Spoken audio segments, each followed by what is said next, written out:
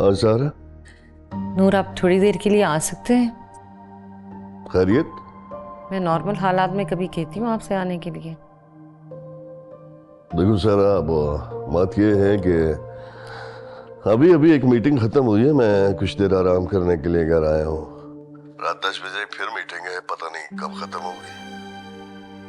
वो आज की रात तो बड़ा मुश्किल है आना। अच्छा, तो फिर कल ज़रूर आइएगा। खुल ने जो एक नया इशू उठाया है, मैं उससे बहुत परेशान हूँ। खुल्द ने इशू? क्या इशू है? कुछ हिंट्स तो दो। कह रही है कि आपसे तलाक लेंगे और हसाम से हलाला करूँ। क्या क्या कह रही हो? जी, और मुझे लगता है ये बात हसाम ने उसे समझाई है और ये दोनों आपस में मिले हुए हैं। अब मैं समझा। मैं भी सोच रहा था कि जरूर कोई ना कोई उसके पीछे है, वरना उस दिन इतनी बदतमीजी ना करती वो मुझसे। मैं आपको छोड़ने का तस्वर भी नहीं कर सकती, लेकिन अगर मैंने इस बात से मना किया तो हसाम सच्चा हो जाएगा कि मैंने आपके साथ अफेयर की वजह से उससे तलाक ली। सारा सारा सुनो सुनो कि मेरे और तुम्हारे बीच में अब दूरियां बहुत कम रह गई हैं, आधी से भी कम।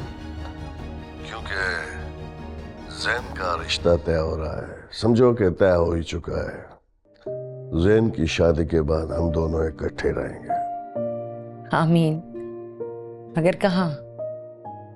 अगर फौजिया मान गई तो इसी घर में, वरना किसी अलग घर में। लेकिन अब खुद को क्या जवाब दूं? सारा बेगम, अब ये तुम्हारे इम्तिहान का वक्त शुरू हो चुका है। वैसे भी लड़की को अपना घर, अपने माँ बाप छोड़कर अपने ससुराल जाना होता। जैन की शादी के बाद मैं और तुम दोनों मिलकर खुद की शादी धूमधाम से कर देंगे और फिर हम दोनों इकट्ठे रहेंगे।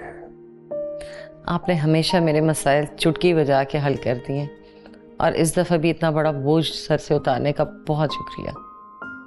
Thank you. अल्लाह हाफिज। खुदा हाफिज। कौन किसके लिए नजात देंदा है सर बेगम?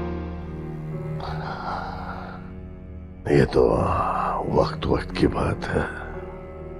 क्या कहते हैं कि इंसान ही इंसान को मारता है और इंसान ही इंसान को। हाँ।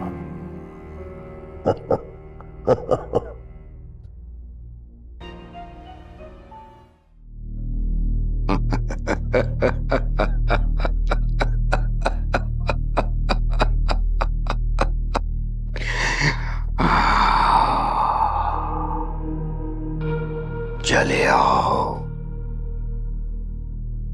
चले आओ, रुको मत, चले आओ। तुम्हें आना होगा, तुम्हें आना होगा।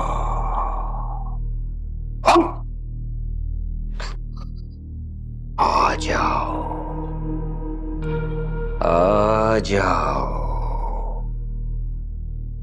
चले आओ।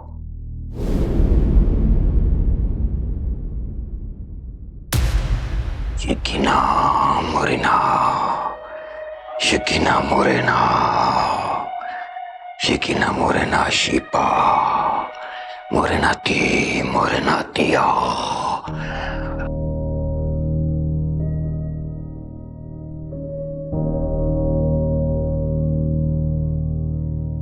चले आओ, चले आओ, चले भी आओ।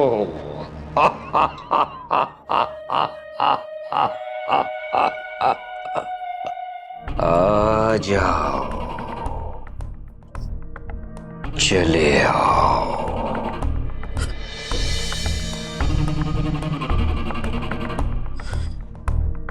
झूठे हो तुम,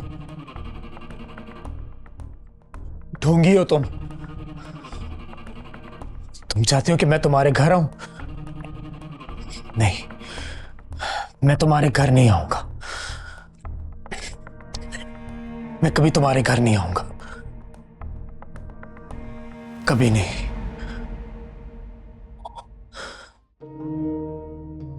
गुड मॉर्निंग। Good morning. बड़ा हौलनाक ख्वाब था।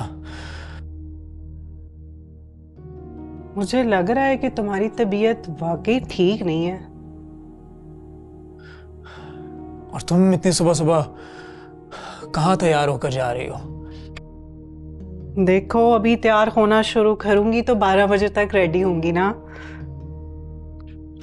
क्या मतलब? मतलब ये कि तुमने इंटरलिंक एडवर्टाइजमेंट एजेंसी का नाम तो सुना होगा। हाँ, हमारे मुल्क की बहुत बड़ी एक एडवर्टाइजिंग एजेंसी है वो। उसकी जो ओनर है ना, हुमा जका, वो मेरी जान पहचान वाली है। मगर उसका ऑनर तो जका है। हाँ, तो हुमा जका की तो बीवी है। दोनों मियाँ बीवी मिलकर इस एजेंसी को चलाते हैं। अच्छा,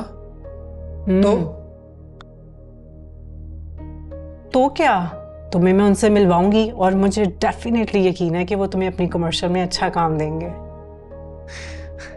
थैंक यू सो मच मेरी जान रज़िया। हाँ, मगर उसके लिए मेरी एक शर्त होगी। वो क्या?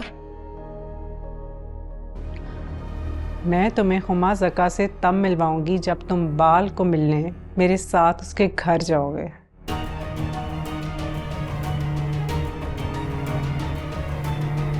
आ जाओ, चले आओ। हरगिज नहीं रज़िया, ये मेरे ईगो के खिलाफ है। ये एक वकार की बात है। क्या हो गया शकील? एक बाल के घर जाने से तुम्हारी ईगो और वकार बीच में कहां से आ गया है? मैंने कहा ना रज़िया, मेरा दिल नहीं मानता। और ये जो तुम बहस कर रही हो ना। अच्छा, बस अब तुम कह दो कि ये भी सब वो जादू से करवा रहे हैं। बहरहाल जो भी है, मैं तुम्हें हुमा जका से तभी मिलवाऊंगी जब तुम मेरे साथ बाल के तरफ चलोगे। ठीक है, मगर उससे पहले हम हुमा जका के पास जाएंगे।